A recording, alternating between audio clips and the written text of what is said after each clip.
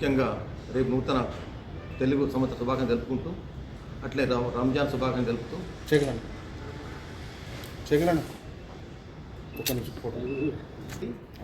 21 నాడు collector office ముట్టడి చేస్తామంటున్నారు. ఒక్కసారి వాళ్ళు ఆలోచించుకోవాలి బీజేపీ నాయకులు. మరి అలా ప్రభుత్వం వచ్చి 12 సంవత్సరాలు అవుతుంది. మరి గతంలో ఎక్కగానే యువకులకు 2 కోట్ల ఉద్యోగాలు ఇస్తామని చెప్పిండ్రు. మరి ఎక్కడైనా ఉద్యోగాలు ఇచ్చిండ్రా?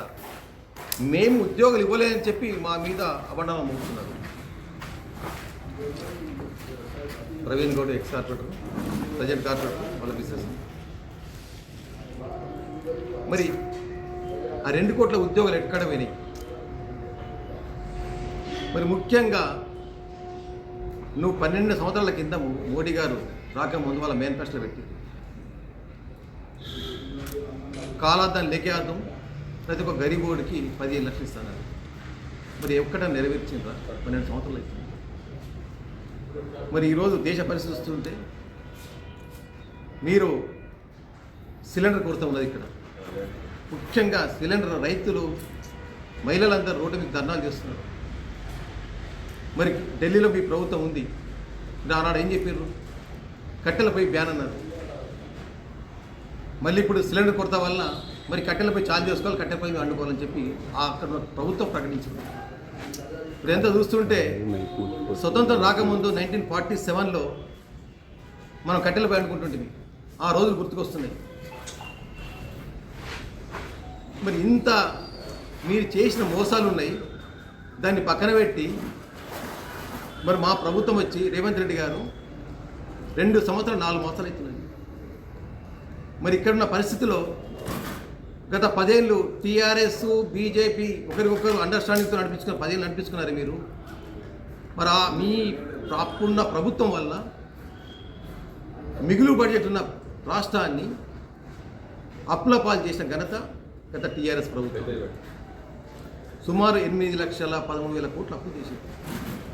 మనం పంచుకున్నప్పుడు తెలంగాణ వాటా మనకు 14,000 కోట్లు మిగులు బడ్జెట్ వచ్చింది. ఉమ్మడి ఆంధ్రప్రదేశ్ ఉన్నప్పుడు 64,000 కోట్లు అప్పు.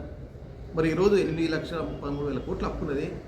ఇన్ని అప్పులున్నా రేవంత్ రెడ్డి గారి నాయకత్వంలో, మాకు పీసీ గారి సారథ్యంలో మేము ఏదైతే వరంగల్ డిక్లరేషన్ ఇచ్చిన హామీలను 5 సంవత్సరాల్లో అంచెలంచెలు ఇస్తామని చెప్పడం జరిగింది. మరి ఇప్పుడు మేము ఇచ్చిన హామీలు ముఖ్యంగా గ్రామీణ ప్రాంతంలో కానీ నగరంలో కానీ ఒక్కొక్క నియోజకవర్గానికి 3,500 ఇల్లు ఇస్తున్నాం. అది మామూలు విషయం కాదు. మరి గత 10 ఏళ్లలో ఏ ఒక్క ఇల్లు ఇవ్వలేదు. మరి మేము ఇచ్చిన ఇప్పుడు 3,500 కోట్లు ఇల్లు ఇస్తున్నాం. అది ముఖ్యంగా ఎక్కడ కూడా దళారీ వ్యవస్థ లేకుండా ప్రతి ఇల్లుకు 5 లక్షల రూపాయలు, బేస్మెంట్ వరకు 1 లక్ష రూపాయలు, నీకు గోడల వరకు 1 లక్ష, స్లాబ్లకు 2 లక్షలు, మొత్తం కంప్లీట్ అయితే 1 లక్ష అదనంగా. ఈ విధంగా ఎక్కడ కూడా ఎవరి పైరవి లేకుండా పార్టీలకు అతీతంగా ప్రతి ఒక్క గరీబులకు ఇవ్వడం జరుగుతుంది. మరి దాంతోపాటు ఈరోజు గ్రామీణ ప్రాంతం అయితేనేది, నగర ప్రాంతాలకు కూడా మీరు గతంలో 10 ఏళ్లలో ఒక్క రేషన్ కార్డు ఇవ్వలేదు. మరి మేము ఈరోజు 24 లక్షల రేషన్ కార్డులు ఇవ్వడం జరిగింది. కొత్త రేషన్ కార్డు ఇస్తున్నాం. దాంతోపాటు సన్న బియ్యం ఇస్తున్నాం. మరి ఇంత ఆర్థిక భారం ఉన్నా కానీ పేద ప్రజలు ఆదుకుంటున్నాం. మరి ఇవన్నీ మీకు కనబడతలేవా బీజేపీ నాయకులకు? మరి ఇవన్నీ ఇచ్చినందుకు ముట్టడిస్తారా? ఒక్కసారి ప్రజలు ఆలోచిస్తున్నారు ఏ ప్రభుత్వం వచ్చిన తర్వాత ఏం చేసిందనేది. ఈరోజు గ్రామీణ వైట్ కార్డు ప్రతి ఒక్కరికి కూడా 200 యూనిట్ల వరకు ఉచిత కరెంట్ ఇవ్వడం జరుగుతుంది ఇళ్ళకు. అంటే అది మామూలు విషయం కాదు. ఒక్కొక్క ఇంటికి సుమారు 800 రూపాయలు లాభం అవుతుంది. మరి ఉచిత బస్సు ఇస్తున్నాం, సన్న బియ్యం ఇస్తున్నాం. మేము సన్న బియ్యం మా మేనిఫెస్టో లేదు, అయినా కానీ మేము సన్న బియ్యం ఇస్తున్నాం. ఎందుకంటే గతంలో తెలుసు, ఏదైతే దొడ్డు బియ్యం తీసుకొని వాళ్ళు ఇమీడియట్ అమ్ముకుంటుంది, ఎంతకు దళారీ వ్యవస్థలకు అమ్మేస్తుంటుంది. 12 రూపాయల కిలో, 14 రూపాయల కిలో, 10 రూపాయల కిలో ఎవరితో అది అమ్ముకొని మళ్ళీ సన్న బియ్యం తెచ్చుకుంటుంది. ఆ సన్న బియ్యం మార్కెట్లో ఇలా 30 నుంచి 40 రూపాయల కిలో ఉంటుంది. అంటే అటువంటి గ్రహించి ప్రభుత్వం ఎంత భారమైనా సరే అని చెప్పి పీసీ అధ్యక్షుడు మహేష్ కుమార్ గౌడ్ లేదా అదేవిధంగా రేవంత్ రెడ్డి గారు వాళ్ళిద్దరి చర్చించుకొని మన ప్రభుత్వ భారం పడ్డా సరే అని చెప్పి మన సన్నబియ్యం జరుగుతున్నది. మరి ఇటువంటి కార్యక్రమాలు చేస్తున్నాం. మరి అదే రైతాంగానికి మేము ఇచ్చిన ఏదైతే వాగ్దానం చేసినామో ప్రభుత్వం రాకముందు రుణమాఫీ సుమారు 22,000 కోట్ల 500 కోట్లు రుణమాఫీ చేయడం జరిగింది. మరి అదేవిధంగా మేము రైతు భరోసా కింద మేము 12,500 ఇస్తున్నాం. మరి అదేవిధంగా సన్న వడ్లకు 500 బోనస్ ఇవ్వడం జరుగుతున్నాయి. మరి ఇంత మంచి కార్యక్రమం చేస్తున్నామే, ఎక్కడ కూడా నెరవేర్చకుండా 2 సంవత్సరాలు 4 మాసాలలో ఇచ్చిన వాగ్దానం నెరవేర్చుకుంటూ తీసుకుపోతుంటే మీరు బీజేపీ వాళ్ళు టీఆర్ఎస్ ఒకటే అంతర్గతంగా ఒకటే, వాళ్ళిద్దరు 2 పార్టీలు ఒకటే వాళ్ళు ఈరోజు బీజేపీ వాళ్ళు 21 ముట్టడిస్తామంటున్నారు. ఏ ముట్టుకొని ముట్టడిస్తారు? ఏ ముఖం పెట్టుకుని ముట్టడిస్తారు? మేము ఈరోజు నిరుద్యోగం అంటారు. మేము ఈరోజు ప్రభుత్వం వచ్చిన తర్వాత 80,000 ఉద్యోగులు ఇవ్వడం జరిగింది. అదేవిధంగా మీరు 2 కోట్ల ఉద్యోగాలు ఇవ్వలేకపోయింది. మరి ఈరోజు మన జిల్లాని చూసుకుంటే మాధవనగర్ బ్రిడ్జ్ సుమారు 12 సంవత్సరాలే. మేము కాంగ్రెస్ పార్టీ గతంలో 2004 అధికారం ఉన్నప్పుడు మేము ప్రపోజ్ చేసి పంపించినాం. 2014 కంటే ముందు దాన్ని కొలికి తీసుకొచ్చినాం శాంక్షన్ కొరకు. ఇక్కడ నుంచి డిచ్వెల్ వరకు కూడా సెంట్రల్ లైటింగ్తో మేము ప్రపోజల్ పెడితే బ్రిడ్జ్తో మరి బ్రిడ్జ్ ఇంతవరకు కంప్లీట్ కాలేదు.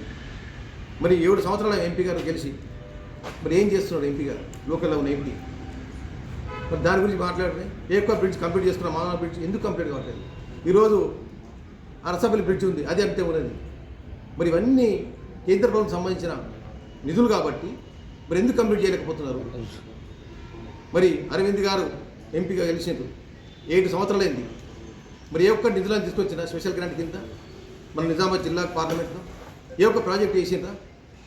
మరి ఇవన్నీ మర్చిపోయి మరి బీజేపీ వాళ్ళు మా కాంగ్రెస్ పార్టీని ముట్టడిస్తాం, సీఎం గారిని మాట్లాడము, దుష్ప్రచారం చేయడము, మరి దీన్ని మేము తీవ్రంగా ఖండిస్తున్నాం.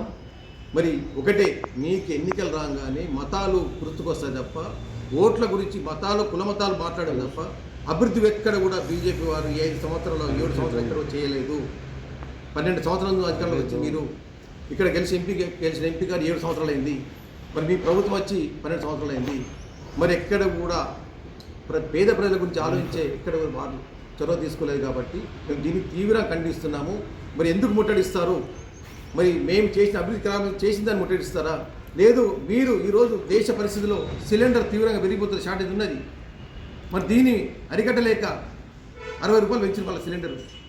మీరు గతంలో తెలుసు, మన్మోహన్ సింగ్ గారు ఉన్నప్పుడు మా క్రూడ్ ఆయిల్ ధర పెట్రోల్ డీజిల్ ధర ఎంత ఉండే? 140 బ్యారెల్ ఉండే. మేము 140 బ్యారెల్ ఉన్నప్పుడు మా పెట్రోల్ అప్పుడు 70 రూపాయలు, డీజిల్ 60 రూపాయలు ఉండే. దాని తర్వాత అంచెలంచెలుగా దిక్కుంటూ వచ్చింది. మరి మీ ప్రభుత్వం వచ్చిన తర్వాత, బీజేపీ ప్రభుత్వం వచ్చిన తర్వాత ఈరోజు పెట్రోల్ ధర 110 రూపాయలు, డీజిల్ సుమారు 97 రూపాయలు ఉన్నది, 100 రూపాయలు నడుస్తున్నది.